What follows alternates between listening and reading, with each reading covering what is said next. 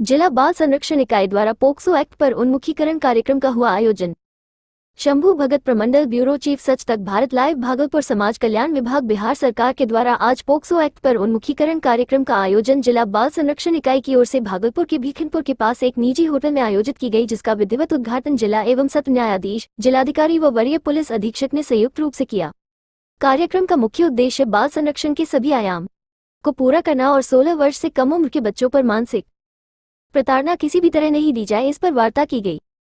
वहीं जिलाधिकारी डॉक्टर नवल किशोर चौधरी ने बताया कि 16 वर्ष से कम उम्र के बच्चे अगर गलती करते हैं तो उसे सजा दे, लेकिन उनके नाम को कहीं भी प्रकाशित न करे, इससे उनमें और उग्रता बढ़ती है। साथ ही उन्होंने बताया कि ऐसे बच्चों को अच्छे वातावरण में रखकर स्वस्थ मानसिकता फिर से उत्पन्न की जा सकती है, उसे पर हम लोगों को जोर देना चाहिए। कार्यक्रम के दौरान जिला एवं सत्र न्यायाधीश, जिलाधिकारी, बारिया पुलिस अधीक्षक के अलावा जिला बाल संरक्षण इकाई के पदाधिकारी व शहर के कई गणमान्य लोग उपस्थित थे।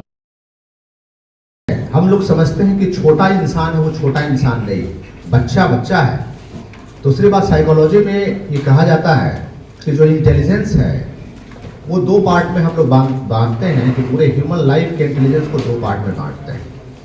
एक बोलते हैं फ्लूइड इंटेलिजेंस और एक बोलते हैं क्रिस्टलाइज इंटेलिजेंस।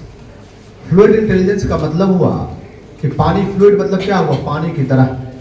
तो पानी की तरह उसको जिस बर्तन में रखिएगा वैसा ही हो जाएगा। और क्रिस्टलाइज इंटेलिजेंस में बोलते हैं कि जब क्रिस्टल फॉर्मेशन शुरू हो जाता है उसके बाद उसको बदलना मुश्किल होता है। तो फ्लूइड इंटेलिजेंस का जो एज है वो लगभग 16 वर्ष तक माना गया है कि फ्लूइड इंटेलिजेंस का एज। उसके बाद जो इंटेलिजेंस है वो क्रिस्टलाइज होना शुरू हो जाता है।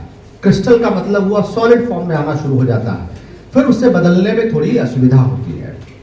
इन सभी चीजों से गाइड होकर के या बहुत सारे रिसर्च से गाइड होकर के जो हम लोगों का बाल संरक्षण की पॉलिसी बने, कि किस तरीके से डिफरेंट एक्ट बने, उसमें ये सारी चीज़ें इनकॉर्पोरेट है। जो कभी इंटेंट होता है एक्ट का या कई चीज़ें होती हैं वो एक्ट में लिखी नहीं होती है, लेकिन इसके पीछे कारण।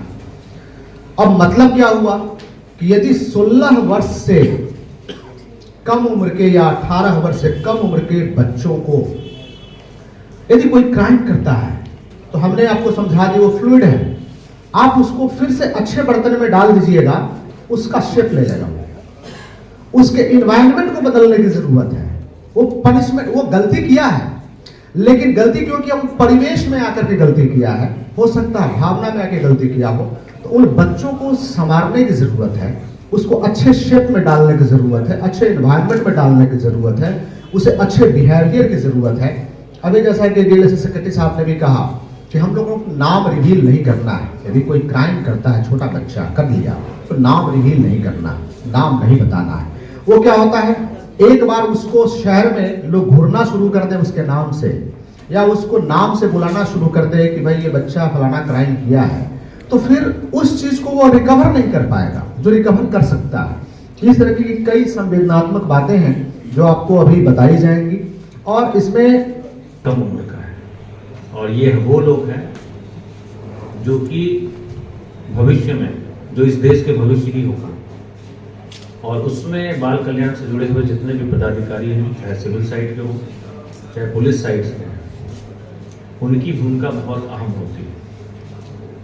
अभी जैसे डीएलएसए सेक्रेटरी साहब बता रहे थे कि बहुत सारे मामले ऐसे आते हैं जिसमें कि विधि विरुद्ध जो बालक होते हैं, 18 वर्ष से कम उम्र में कोई अपराध कर लिया, बहुत ही गरीब तबके के होते हैं, उनके पास इतना पैसा नहीं होता है कि वो अपना खुद का लॉयर हायर कर सकें, अपना वकील रख सकें।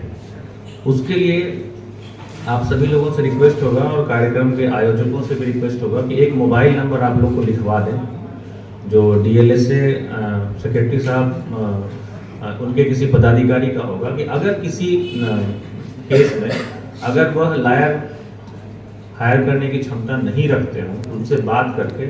और यहाँ पर डीएलएसए का सेटअप बहुत बड़ा है और हाल के दिनों में यह और भी बड़ा हुआ है, उसमें बहुत सारे लॉयर्स रखे गए हैं।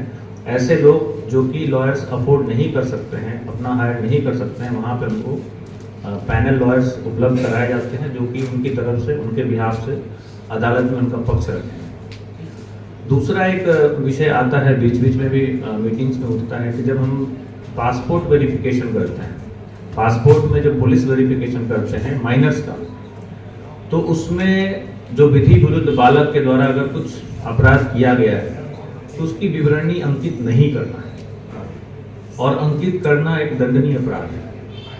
तो इस चीज को आप लोग अपने थाना में जाएंगे तो जब थानाध्यक्ष के साथ भी बैठेंगे कि आपने क्या क्या सीखा, और जो जो चीज सिखाई जाएगी उसको नोट कर लीजिएगा। आप सभी लोगों को डायरी भी प्रदान की गई है, उसको नोट जरूर कर लीजिएगा।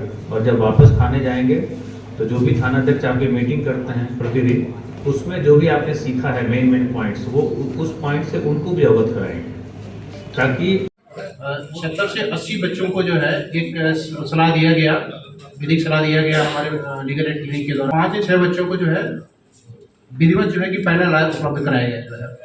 तो जितने CWPO हैं उनसे मेरा रिक्वेस्ट है जो है कि ये DLSA की इस संस्था का फायदा उठाया जो है, यूज़ करें जो है। इसके साथ ही हर थाने में जो है एक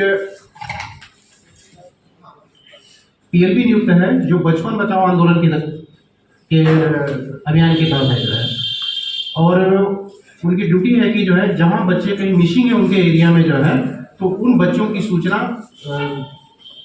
DLSA को उपलब्ध कराएं जो है। और CWPO की, जहां तक कि CWPO की ड्यूटी है अकॉर्डिंग टू अगर JJ एक्ट के देखेंगे